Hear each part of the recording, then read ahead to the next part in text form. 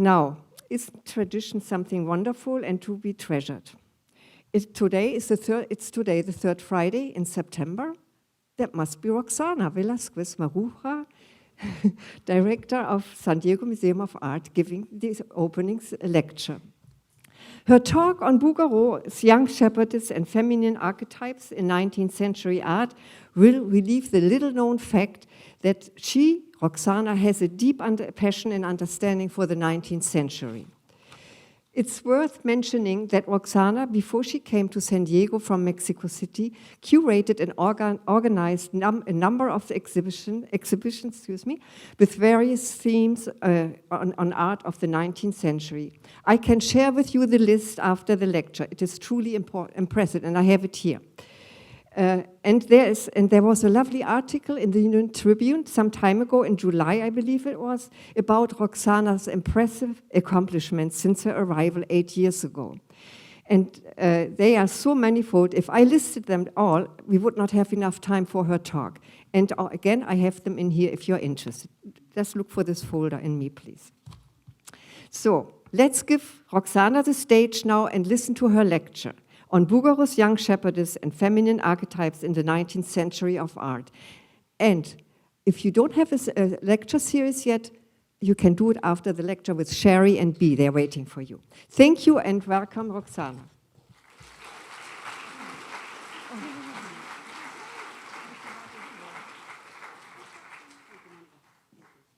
Thank you so much. Thank you, Monica, for that introduction. That was wunderbar, meine Liebe. It is a great pleasure to welcome you all here this morning. Thank you for being here at your museum, at your place. And for me personally, it's a big honor and a big pleasure to start this series every third Friday, almost 8 years ago, as Monica just said. I do appreciate a lot tradition, and it is great. So thank you, everybody that helped me preparing this talk. Let me just say that Corey Woodall, Graciela Platero, and James Greville were really very important for me, and thank you. And when I applaud them, it is deserved, because you have not seen a director preparing a talk, and it is something awful. And when James Greville, Dr. Greville, came to my office, he almost every year appears like 8 months beforehand or 9. Roxana, please give me the subject of your talk. What is the pieces you're going to touch? I need the list of the paintings for my docents to be giving the tour. And of course, I'm there sitting in my office contemplating the trees. And I said, anything else, Dr. Greville?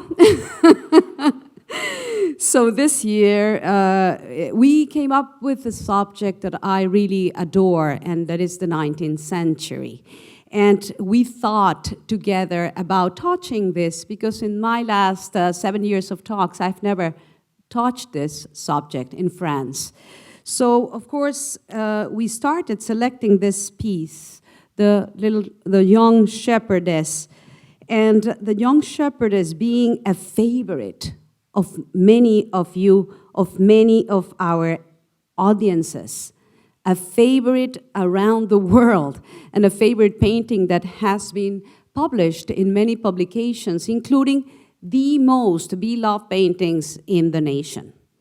So it's a simple title, but of course, the Shepherdess also will allow me to elaborate in a full 19th century, a century that is rich and contrasting, and also then will allow us to revisit together a quintessential artist of the time, William Adolph Bouguereau, who clearly represents a history of changes in taste, and who, after being the artist of the century, was reviled, ostracized, and erased from art history for almost 80 years. And finally, we will explore together that young shepherdess in a broader context and review the representation of Bouguereau's peasants and idealized images of women that became an archetype of feminine beauty during the 19th century and beyond. So lots to talk, lots to cover. And of course, here we go, so bear with me. I will be interspersing also personal anecdotes, and you will see why I say that I love 19th century and why I have been part of this recovery of the century. So, let us start.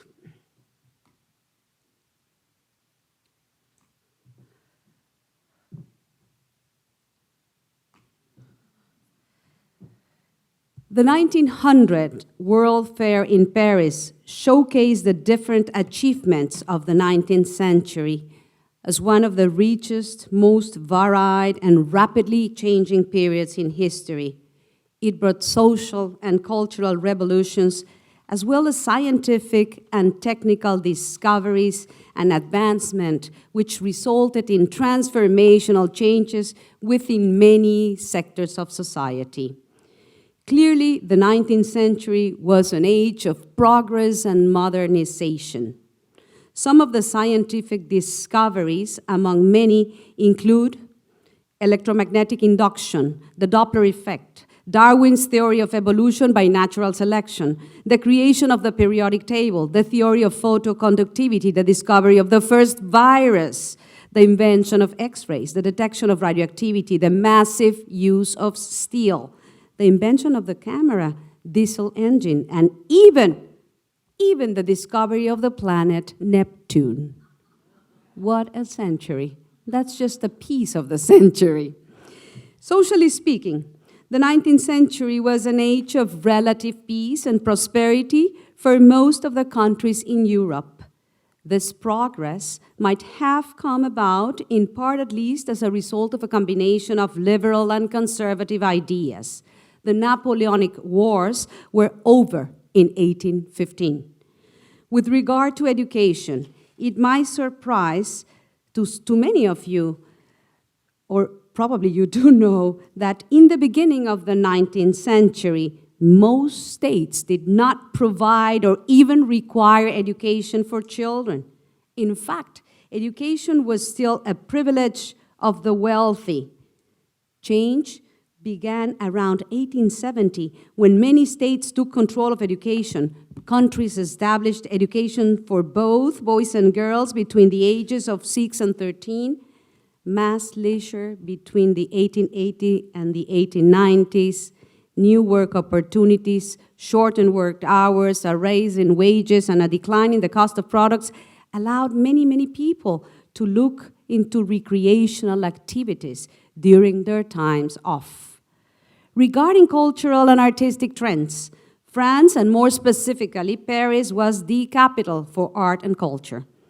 There is a constant effervescence of new styles to the expression of these new styles, new ideas.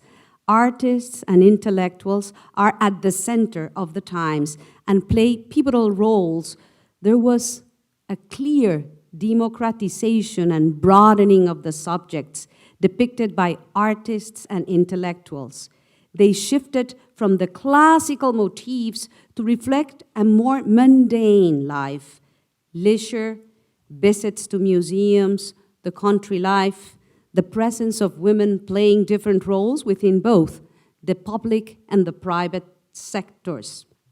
From scenes of motherhood or the leisure times regarded as il dolce far niente, to women in advertising campaigns or dancers like those very well known by all of you, by Degas or Lautrec. During the mid-century, the new heroes are common human beings doing common labors like the Stonebreakers and the Burial at Ornans by Gustave Courbet, or the famous Angelus by Millet. It is very important to bear in mind that the Salone was the official venue of the art exhibitions of the Académie des Beaux-Arts in between 1748 and 1809. The Salone held what was arguably the greatest annual or biannual art event in the Western world. We are seeing some images of the 1900 exhibition. We started with the Paris in the 1900. And you can see the entrance of that amazing exhibition. In order to understand all this amazing contradictory and different styles that happened in that century, it is important that we review the 1900 exhibition. It is called Art at Crossroad. Many studies have been done, and many of you know very well the Grand Palais in Paris, the Petit Palais, or even the Gare d'Orsay, the rail station that is the Orsay. Important for us to remember that the 1900 exhibition, which was called the Exposition Universelle, or the World's Fair, was visited by 50 million people. 50 million people. I mean, really impressive and amazing. And what happened there, of course, is that one can review the artists and the different languages that were exhibited, and I will just mention some. Many of the paintings that we will review during my PowerPoint are artists that exhibited there at the 1900 World's Fair. So you get, obviously, Pissarro together with Rodin, Bouguereau, of course, in the center, and also people as different as Blancmange, Bonnard, Vuillard. It's a clash of different styles. And that is what gives the real power, I would say, to this 19th century. And that is what attracted me the most, the wide diversity of languages. And I was describing right now, those social changes are the ones that provoke these different languages. But all of them are inhabiting at the same time. We cannot make the 19th century, not even for the purpose of starting just like this. From 1810 to 1920, it was academic. From 1920, it changed. No, it's a combination of styles. And here we are looking into beautiful scenes of the Salone and the critic, and all the story of what we call the story of art. So during the mid-century, the new heroes and common human beings doing common labor, as I said, take the subject of the paintings. The salons we were established in 1782. They were established before, exhibitions happened already before, but the consolidation of these salons happened at the 19th century. And the Salone was a regulatory organism that validated the artist and their work, and thereby the art critic appears at the time, and the market as well, the art market starts all this distribution in a massive wave of the arts. It is important also to bear in mind the critics and the very important critics of the time. And I will start with Baudelaire. Many of you probably have read the stories of Baudelaire, and he is the father of the modern critic and the story of art. And Baudelaire is as important as in his writings because he speaks about the modern soul. What does it mean to be modern? What is the transformation of languages? And of course, his essays, his studies are more devoted or focused in Delacroix and Ingres. In the 19th century, in the first half of the 19th century, this talk is mainly the second half of the 19th century, but that first half is all about the fight between classicism and romanticism. So Delacroix and Ingres at the top of this conversation, and Baudelaire is a big defender of the romantic spirit, the romantic soul, understanding that romantic means emotional. The emotions that are out there, the human being can express in the paintings, in the writings, or even in the music, what are the emotions. So, but he is the big defender of this aspect of art, and he chooses to devote, as I say, the majority of his writings to Delacroix and Ingres. And he starts crying and complaining about these mundane subjects. He thinks that representing daily life aspects really kill beauty, apart us from what we should look, which is ourselves, the soul, the spirit. And it is crucial, even though his period of critics starts in the first half of the 19th century, we will see with the symbolist movement, another very important movement of the 19th century, that he's talking about that. Do not ever mention everything with the complete description. Do never represent what you are seeing out there. That is not beauty. That is exactly the opposite. And he goes on and on with this. And we will see in the end of his life, of his life critic, he talks about Courbet. I've mentioned already Courbet, and we'll get back to him. But other critics of the time that you should, of course, have in mind to understand what's happening in the 19th century, Gautier, Mallarmé, Champfleury, and, of course, Émile Zola. Émile Zola, one of the greatest writers, Nobel awardee, who defends realism more than anybody. And realism, it seems that I am opposing exactly what Baudelaire said. And remember again, 19th century, a century of contradictions, antagonisms. One is against realism. Zola is defending the relevance of the peasants. When Zola was asked, what is realism, Mr. Zola? He says, Zola mentions Courbet.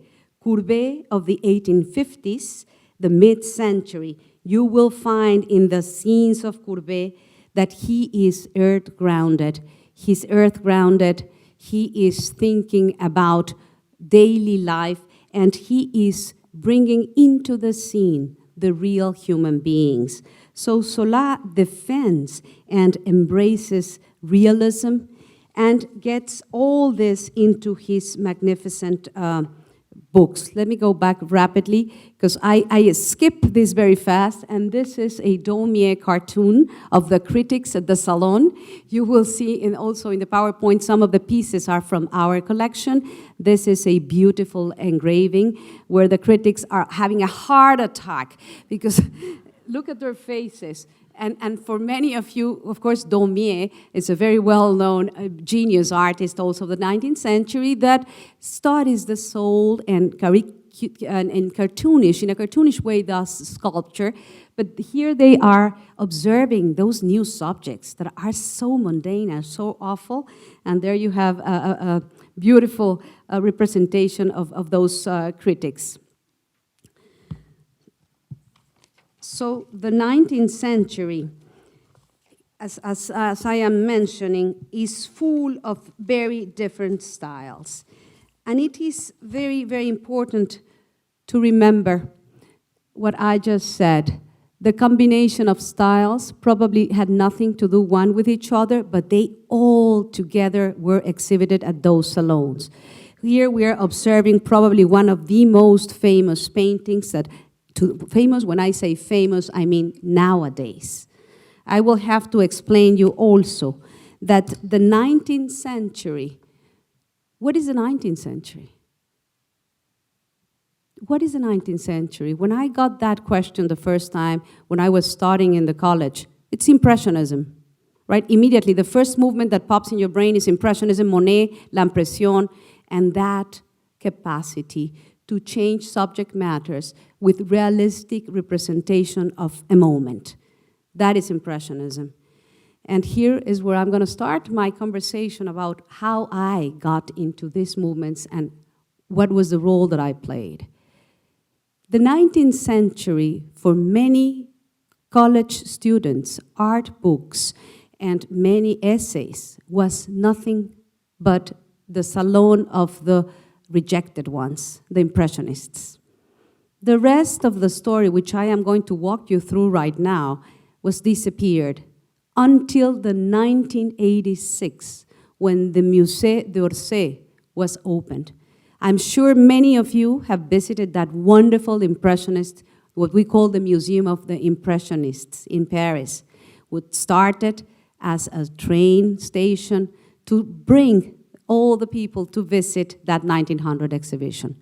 Before that, many of the paintings that we are going to see were not even occupying the walls of the museums or the collections. So here is where I would like to talk to you about the trends and the taste. How taste changes. How do we follow, or how do we build or knit that trend of the changes? Here we have one of the most, today, quintessential paintings. Everybody has seen it. Everybody loves it. You've seen postcards, and every place will, it's easy to recognize Millet. Let me tell you that when the painting to the left, the Gleaners of 1857 was done, it was absolutely destroyed by the critics, with the exception, of course, of Zola, that comes a little later. It was so criticized for being vulgar. I'm going to try to read, arrogant and socialist, and trying to bring to the front peasants. What has this to do with the subject of an image, a clear importance of what is relevant? So it is amazing how El Angelus, the Angelus, which is to your right, and it is a moment, as you all very well know, the Angelus, they are thanking for the crops. They are thanking for a daily journal. So was this the first time that peasants were represented? Was this the first time in your minds? All of us know that in the 17th century, Bruegel was already doing the peasants, the weddings, but in a very different scale. It was completely different to see a painting of this size and of this monumental format occupying the Salone. So after the Salone exhibition, Millet tried to sell the painting, and it was very difficult. He had to give it half of the price what he was asking for, and he didn't even want to talk about it. Imagine to think about the Gleaners as a vulgar painting. And that is amazing, but let me change to the next one, this painting. We are talking about the very famous today, again for us, Stone Pickers by Courbet. And what a subject was that? The same as the burial at Ornans. And remembering also that other subjects like this one. This is, I always love to talk about Rosa Bonheur. We knew and we know very little about women artists, even though, of course, century after, there's a lot of feminist studies and analysis on these painters. Rosa Bonheur was the only artist capable to exhibit at the Salone with the name and signing as women. But I started with realism because you will see a lot of epigons or pupils or disciples that follow Millet and that follow Breton. This magnificent painting by Julien Dupré comes after Millet, but we could go on and on in the images of peasants. Jules Breton, the same. Breton was instilled by his father for the love of the French rural life, and he was enrolled at the academy in Belgium, but then he moved to Paris, as most of these artists. But there you see the presence of these peasants and start connecting them with our own shepherdess. So it is a motif that constantly keeps appearing in many of the artists of the time. Léon Lermite, probably you have seen paintings by Léon Lermite, monumental scale, only 3 of this size, but a lot of paintings occupied the houses of that new classes that were acquiring art. I have seen thousands of these paintings, and I had the privilege of acquiring myself this painting for a private collection that you many know very well, the Pere Simon collection. So when I studied art history, there was a beginning of a revival of looking into these paintings and looking after the creation of the Musée d'Orsay of what was this, why was this value, what combination of nostalgic and romanticism, if you will. It's romantic in the sense of you turn your face to the peasant life, to the fields, to the original human being against the craziness of the city and the craziness of what was going on in Paris. But together with that, there's the daily life. These daily life motifs, as I read in the brief introduction, where the fashion plays a very important role. So how do we go from the peasants and the milkmaids to this fashion of the worth designer and all this appreciation for beauty, or the contemplation of museums? To your right, there's a contemplation at the Louvre Museum. So these are the new activities that are arising in the 19th century. Women have already been clearly separated in two spheres, the domestic sphere or the public sphere. After the Industrial Revolution, women starts playing a different role in the house, as an angel of the house, the good manners. They should be cultivated, they should be dressed beautiful, and you go on and on with all these manuals of what to do to be a nice lady. And all of you have seen or read Jane Austen's and Pride and Prejudice, and have to remember what's going on there. And it's another of my favorite subjects. But Tissot, another artist that works in between England and France, and goes back and forth portraying these aspects. Symbolism, another movement here. So how do we move from the daily life of visiting a museum or walking in the streets or having a cafe at the Café de la Paix in Paris to observing this amazing, mysterious world? Symbolist, as many of you might already know, is not a style. Symbolism is a way of being. That's what Mallarmé and Baudelaire mention. It's a literature movement, and here we are seeing Puvis de Chavannes, the very important artist, Puvis de Chavannes, who's definitely abstract in a way, and who's trying to project melancholic effects. Of course, Gustave Moreau to the left, to my left here, Gustave Moreau with these very peculiar images. There is Puvis de Chavannes exhibiting together with Bouguereau, together with Pissarro in the 1900s. Of course, Impressionism.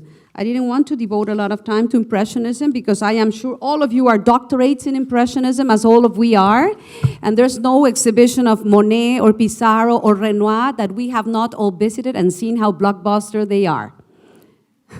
And we love Impressionism, don't get me wrong.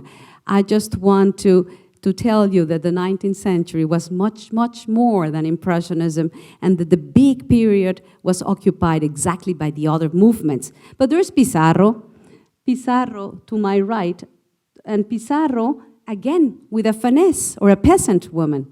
The subject continues, and you will be seeing how it really touches the soul and the imagination of many, many artists. And our wonderful Monet that the San Diego Museum of Art owns, you know, you can visit it always here, and it is one of the earliest Monets, and we are very, very lucky to have it at the museum. Degas, another of the big artists that were very, very important for the conversation, who did not want to exhibit in the regular Salone, and who was always fighting with Mr. Bouguereau. Renoir, we have the great fortune of just secure, thank you Anita and curatorial team, for securing this left Renoir long-term loan and other Lautrecs. Some of our private collectors in the region have decided to lend us this wonderful still life by Renoir, and the other painting belongs to us. Renoir together with Monet, Pissarro, and again, on and on. Look at this subject. Isn't it grandiose? This is exactly what Mr. Baudelaire was afraid of. What type of subjects are we representing? Is this tainting our soul? What are we trying to do with this daily life? Of course, he was advancing the conversation. Van Gogh, I don't know if many of you have seen this painting, but this dark painting belongs to the same period of the potato eaters from Van Gogh before he discovers that incredible light. This is another long-term loan that we secured. And this Van Gogh is, again, a peasant scene. He was also intrigued, and Van Gogh is one of the artists that copies literally the models of the peasants created by Millet. All the great creativity that we see in Van Gogh, and I adore Van Gogh, as all of you, I'm sure, you see the origins in Millet. Millet and the gleaners, Millet and the resting of the peasants in the fields. And that was a motif of an exhibition at the Orsay in the early 90s. It was called Millet Van Gogh, Millet, and it is dramatic to see how are exactly the same models. And this, I just chose this image because it's here, but of course because it's a peasant. What about sculpture? What's going on in the world of sculpture? Is it all about engravings or critics? Sculpture is very powerful in the 19th century.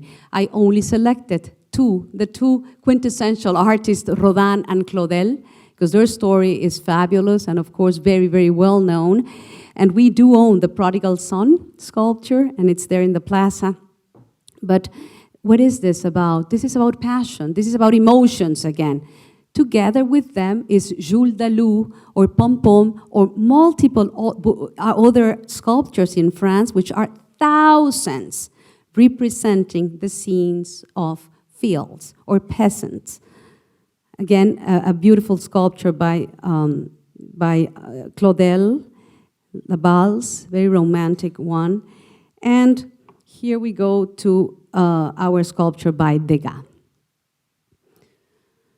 So, what happened with the academic languages? You know what you are seeing there? You are seeing an image of Cleopatra by one of the other great academic artists, colleagues with Bouguereau, Alexandre Cavanel, that was rejected from all the books, same as Bouguereau, and that created this very famous Venus, and that was awarded in the Salone and received all the accolades needed. If you visit the Musée d'Orsay since its inception, this painting occupies, together with the next one that I'm sure you'll recognize, Sorolla. This Cavanel, Sorolla, and Bouguereau opened the big doors of the Musée d'Orsay in the 1986, 1987, before being artists, not rejected, but kept inside the vaults with no market and really no discovery. The 19th century and the 20th century arise with Picasso, as you know, Picasso exhibiting together with Bouguereau, and that is the conversation of a whole century until 1986. Picasso was the creativity, the academic artist were exactly the opposite. So let me get back to Cavanel. This is another painting that I also had the privilege to acquire for a collection when these paintings were not really important in the market. But look at that Cleopatra, fabulous image. And this is a very well-known image nowadays. She's testing the poison in those condemned to die, in the prisoners. She's trying to select what is the less painful of the methods to kill herself. So she's trying different types of poisons and observing with that ease and calm. Isn't it fabulous? The Empress Cleopatra. And of course, an academic subject always, I adore these paintings because when you start analyzing each one of those, it is very different than being a sweet Victorian or classic painting. Of course, the Venus, we've spoke about Cavanel, Sorolla, one of our favorites, you are all doctorate in him, but again, Sorolla was not relevant or not relevant enough. He got the same as Bouguereau, all the fame in the United States. We had our wonderful show here, Sorolla in America, but for 80 years, it was not really so relevant until the Musée d'Orsay appears. Keep that in mind, because today we're going to talk about the resin catalogs on Bouguereau, a wonderful book that I I will mention, done by Bram Dijkstra, Idols of Perversity. We could talk about Rosenblum and many critics of the 19th century. Remember, that only started in the 1990s. That did not exist before. Jérôme, probably many of you saw the exhibition of Jérôme, Jean-Léon Jérôme, who's an Orientalist artist, but with that pristine quality of the academics, which really look at that way of painting that flesh or those styles and those scenes in the Moorish world. Or what about this painting? Who has not seen this painting? Never? In a reproduction? Okay. PreRaphaelites. That's exactly what I was going to tell you. We tend to say PreRaphaelites, and the PreRaphaelites was a brotherhood, as you well know, that was created before. This is Lord Leighton. Frederick Lord Leighton belongs to the Victorian movement, to the Victorian era, and he pertains to the movement named aestheticism, not the PreRaphaelites. He is talking about art for beauty, the sake of beauty in art. He does not want to have a story, a moralizing story like the PreRaphaelites did. He did not want to use those colors that were saturated. He is exactly, probably the most famous painting of the Victorian era today. I attended personally, I had the privilege of attending the first major retrospective in 1996 at the Royal Academy for Leighton, who was the president of the Royal Academy. This is London. I'm shifting to London now, but you should know that this artist was also represented in the 1900 exhibition in Paris. So all this is coming together. And this painting is today in Puerto Rico, of all places. Not in San Juan. I'm sure many of you have been in San Juan. In Ponce, which is a small city, 2 hours from San Juan, and it was acquired by Mr. Don Luis Ferré, whom I have the privilege of meeting at the time. Don Luis Ferré created a wonderful museum in Ponce, and he acquired this painting, but he paid $5,000 in 1975. $5,000. When I told you I attended the exhibition at the Royal Academy in 1996, I was privileged and I invited there because I was carrying other Leightons from Mexico City, which I had acquired. The frame costed 15,000 pounds in 1996. When Mr. Don Luis Ferré, who was the governor of Puerto Rico, told me the story of this acquisition, I was absolutely impressed and fascinated and more intrigued by this 19th century. Why was it that nobody was exhibiting this? Why would anybody care about these very sweet paintings? Sweet, academic, almost sentimental. And here I'm getting to our Bouguereau as well. We'll get there, so be patient. That is the next one. The Roses of Elio Cavallo. The second most famous painting in the history of the 19th century is The Roses of Elio Cavallo. Alma Tadema, an artist born in the Netherlands, and also professor at the Royal Academy, and who traveled to Italy, and who was amazing in the way he represented the marbles, the fabrics, those roses. You know what is missing there? The other of the roses. That is the only thing that I'm missing, because you can touch them, you can feel them, you can see the transparencies, and this is all the academic school where our Bouguereau comes into game. So this painting, another personal story, today is at the Pérez Simón collection and has toured the world. When this acquisition happened, the price for this painting was 3.5 million pounds in 1994 in London. It's public information, so 3.5 pounds. Today, a painting of this caliber, just 2 years ago, was sold by 35 million pounds. So just talking about changing the taste and changing the appreciation for academic paintings. PreRaphaelites, you mentioned there to my right, those are Rossetti and Burne-Jones, artists that also were exhibiting in Paris. not Rossetti, but Burne-Jones, and who was working for the arts and craft movement. A wonderful chapter for the PreRaphaelites has happened, and everybody loves PreRaphaelites, and it is very, very interesting. Let's get to our master, if we still have time. We all recognize this man. We do. So, Bouguereau, for me, represents one of the best artists of the art history. It is impressive, the technique, the level of perfection that he got to.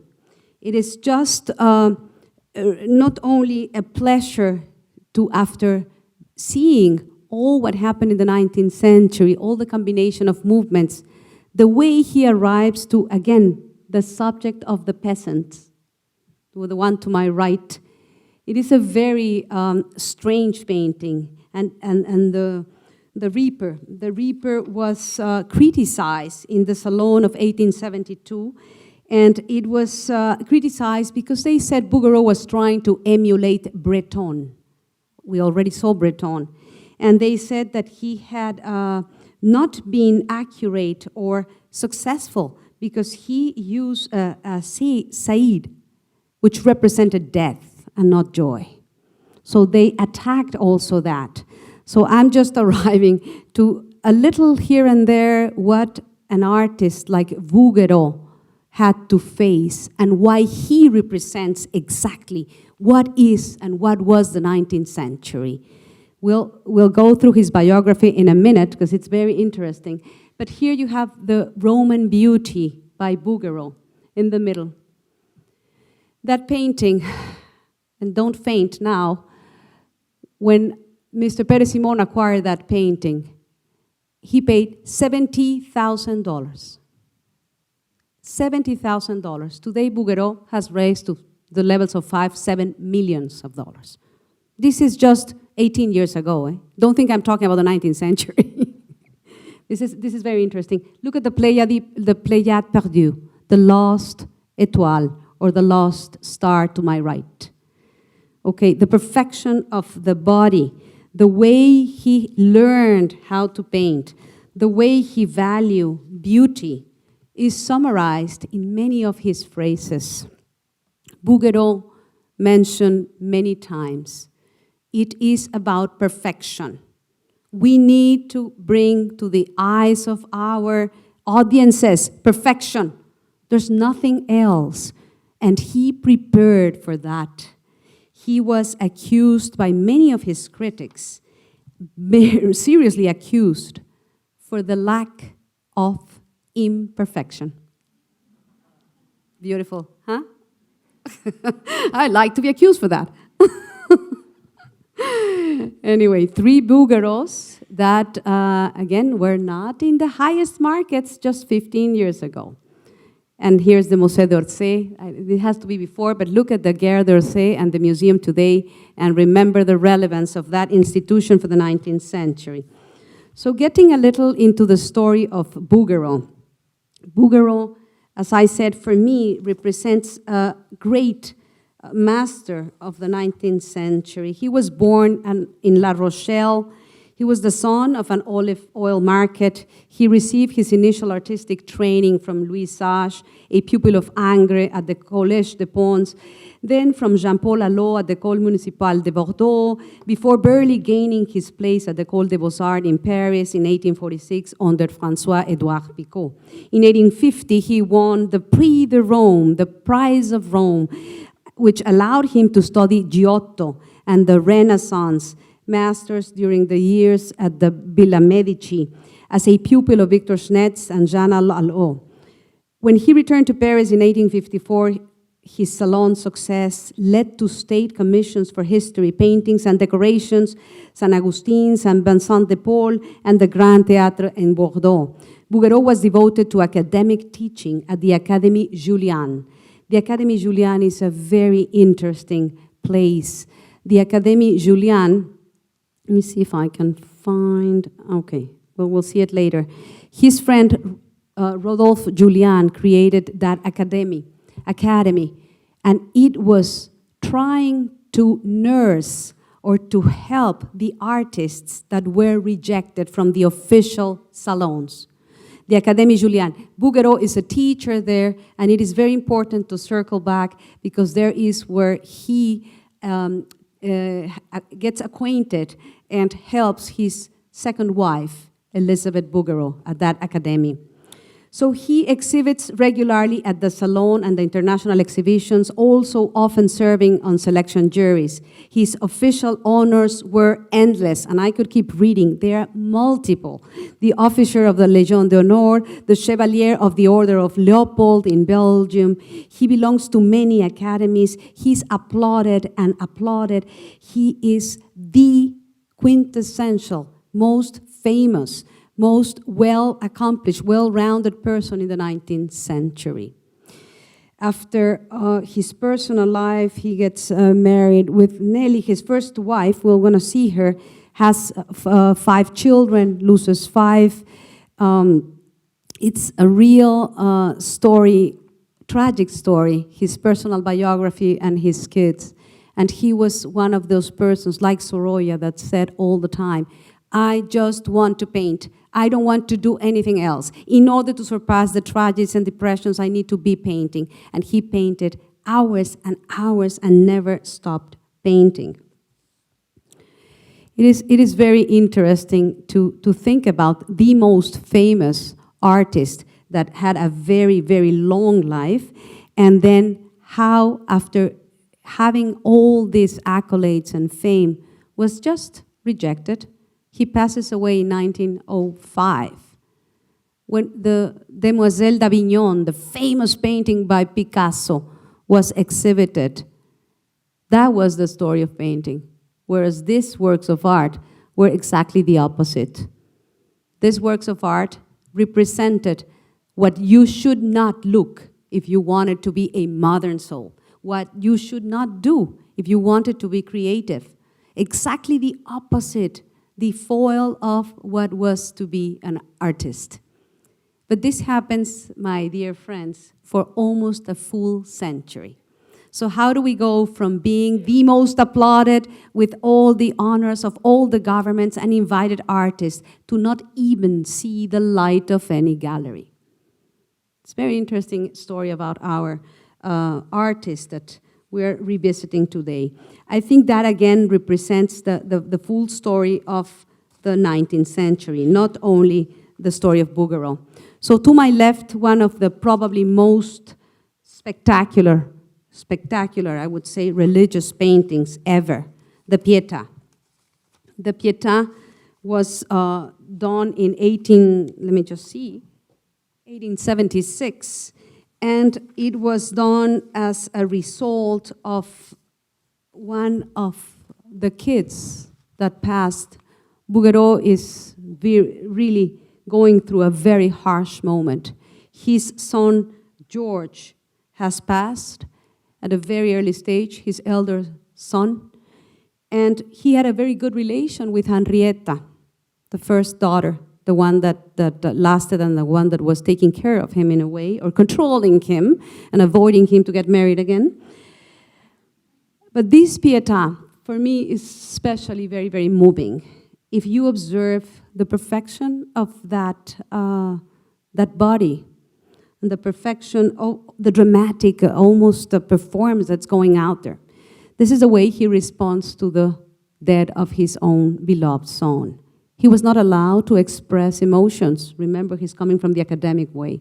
So in a very pure, clear way, he is representing the big mourning and the big sorrow through that Pietà.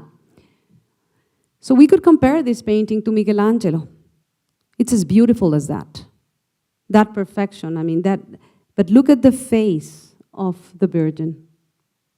There is where we could bring the painting to the modern times.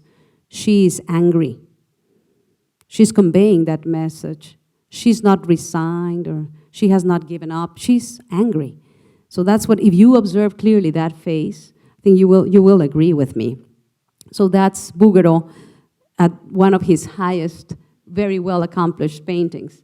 And to my right, the the young girl defending herself against Eros. He also represented mythological scenes in a very eroticized way and in a very interesting way. But let me jump to the next one. The next one is the nymphs and the satire. And this painting is from 1873. The first time I saw this painting was at the book of Bram Dijkstra. I don't know if the Dijkstras are here today, but he wrote this incredible book, The Idols of Perversity, that I had already mentioned and that I read during my times in college. Idols of Perversity brought this painting, and he was talking, that book is devoted to the evil images of the women in the 19th century. Very early on, in 1986, he publishes that. I invite you to read it because it's spectacular. But that painting, to put it clear, for me, was awful. I just rejected it immediately. I said, what is disturbing me from this painting? Satires, fawns. We have seen those done by Rubens. We all have seen Tiziano, Veronese talking, touching on mythology and creatures and fawns. Javier Marin is doing that here in our new installation, by the way. Wake Up, Gallery 15, we have a new exhibition. But look at that woman. You know what disturbs me, of course, is what Bram Dijkstra says. Those are not goddesses. Those are women. So, a small difference, right? So it is really a painting that was exhibited while he was teaching at the Académie Julian, which I just mentioned. The Académie Julian, I'll get back to that because there are many academies. The Beaux-Arts Academy, the École des Beaux-Arts, but the Julian Academy was the first one that accepted women into the lessons. The law in France forbid to have a model, a naked model, being copied by men or women at the same time. So women, therefore, were forbidden to attend those classes. So the wife of Bouguereau, which I think I've missed her picture, doesn't matter, entered to the Académie Julian, and he was helping her to learn, and herself came about as a wonderful, wonderful artist. So let's jump here, and let's get to our beloved painting, because I know I've spoken a lot. And I just want to bring that subject to you now. And I was thinking myself when I chose this subject, why is it that it is a favorite painting for many of us? Why would you think? Why are you attracted to this image? It is a very simple subject. Should I say simple? It's a peasant. It's a nice young girl. It is well known now that Bouguereau used the same model. He hired models, Italian models, while he was in La Rochelle, the west side of France, and he was enamored with these models. I'm talking about not enamored, idealized. Ideally, he thought they were perfect French peasants, and he repeats the use of these models in multiple paintings. I pass very fast, but we'll see them again. Why are you intrigued by this painting? Have you had a chance to think about it? And I have my own answer, but it's good that you all think, and then we'll get back to that to try to get that answer. It is a perfect painting, but it is not a major subject. It is not a historical pietà. It has that detail at the back. The girl is hiding a branch, and obviously it's the gaze. It's the gaze that she has on us. Of course, we have all the information of how this painting arrived to the museum. Thank you, Jim Grebel, for providing me with all these papers. And it was located, always is funny, to see where the painting was exhibited before it arrived to us. And it was in a restaurant in Chicago, of all places. It was sent directly from Bouguereau to Goupil, to his dealers or the successors of Goupil, and it was sold in 1964 after that, when the restaurant was condemned to close, and to allow the building of the convention center. Right, James? So look at that photo. I really love those documents of the past. And I started with a postcard of Paris, and now you have a poster of Chicago. And that Henrici restaurant, I hope some of you knew that place. I did not, but I was born in Chicago, so. So I love those full circles. Look at our painting there. Isn't it amazing? That's not only the story of taste, but the story of the provenance of the pieces. Anyway, so here we were the beneficiaries of that sale. We were given that painting by Mr. and Mrs. Larson, who was a stock market, I think he did very, very well, lived in La Jolla, and we were given this piece directly to our collection. And it has been in our covers, and of course at the time we were not called the San Diego Museum of Art, but the Fine Arts Gallery. But here we are with one of the favorite paintings. Look at other images in case you have not seen them. Bouguereau was not only well revered during his lifetime, his clients in the United States were the Rockefellers, the Mellons, the Vanderbilts, you know, all of those that were also acquiring Renoir or Pissarro, but they are his clients in the United States. His second wife was American, I already mentioned, Elizabeth Gardner, and she also helped with that distribution of works. Look at these peasants. Bouguereau was absolutely seduced by the subject. He encountered a fascination difficult to explain in other artists, but he repeated multiple times these girls. And I started with the peasants and Millet and Van Gogh because I wanted you to follow the trend. This was not a new subject by any means, but it is different because he is not paying homage, as Millet did, or Breton, or L'Hermite, to the workday. He was paying homage to the human being, individual, the beauty, the youth. And one of my favorite phrases was that Rembrandt, somebody said Rembrandt painted the soul of old people, but Bouguereau painted the soul of youth. It's a beautiful phrase, and I will let you know who said it. It's not me. I hope. So anyway, just to summarize, because I know I'm as always late, I'm just going to tell you my own feeling. We love this painting. We all love it for all the reasons described. For the youth, for the beauty, for the simplicity, for having the possibility of having a conversation with one individual. But we love it more, I believe, because of the fact that she has that mystery, unknown aspect of strangeness that Charles Baudelaire mentioned. In order for beauty to exist, there has to be a mystery. And this girl represents for me still a mystery. Thank you all.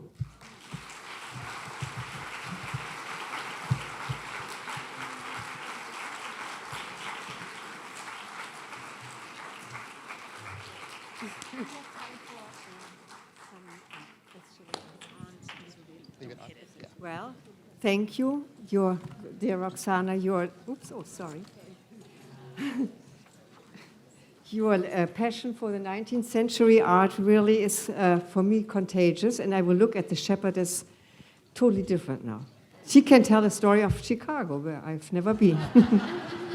So we have a little time for the question and answers, and David has the microphone, so he would like to. But before we do this, I just want to remind you that I hope we see you back on October 19th, when John Myatt, and it says he's a reformed art forger, an artist and lecturer, will represent his talk, Fake or Forgery, a short history of art fraud. I hope you will all come again. It will be as fascinating as Roxana's. Thank you. And don't forget, 15 minutes, the tour. Okay, sorry. Well, I will not take a whole lot of time, and I don't have any question. I just would like to make a comment. This is one of the most comprehensive talk that I have ever seen of the 19th century art. And you really Thank you. you really built it up to the climax of the young shepherdess. Thank you so much. Very kind, very kind. Okay. Good, I was very clear. Enjoy the art. It is really what makes us really different and better. Thank you all again.